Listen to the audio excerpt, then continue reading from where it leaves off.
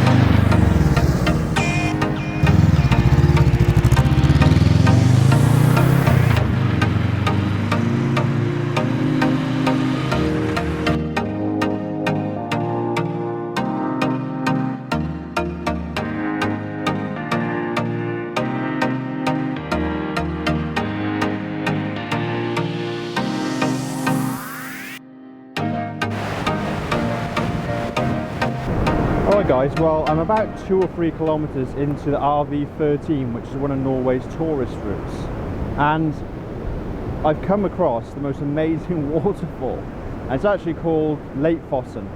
I'll just step out of the way so you can see it.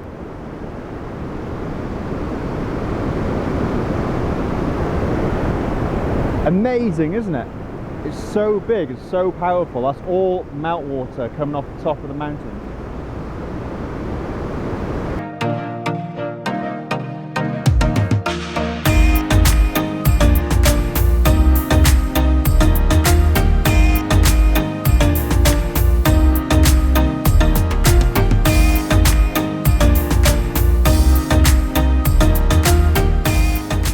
Right, well we almost had a near disaster.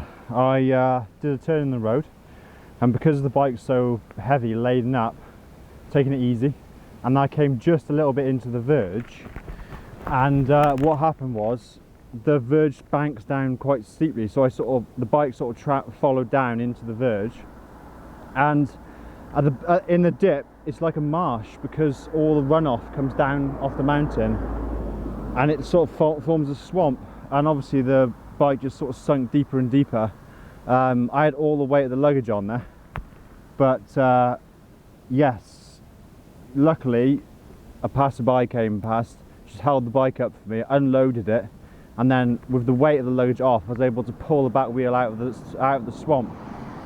but it's made a hell of a mess over everything. Yeah, lesson learned really, just be careful of the verges, because they're a lot more tricky than they look, to be honest.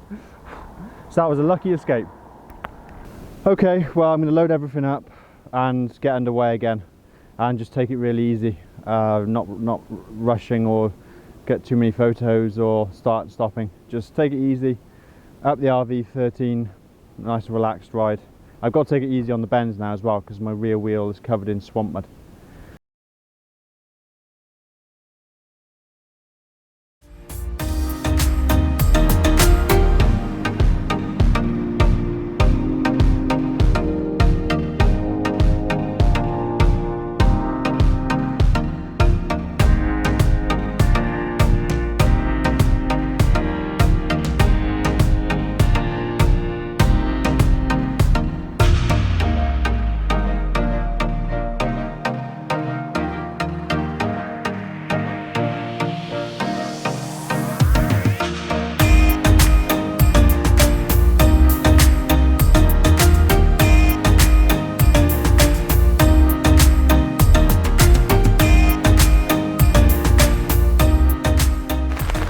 Well, the evening has ended rather abruptly. Just come out here, so it's been hammering down with rain, and let's just hope the tent's waterproof, and we're just going to wait it out really, and hopefully tomorrow morning it's looking a lot better, because otherwise it's a very early night.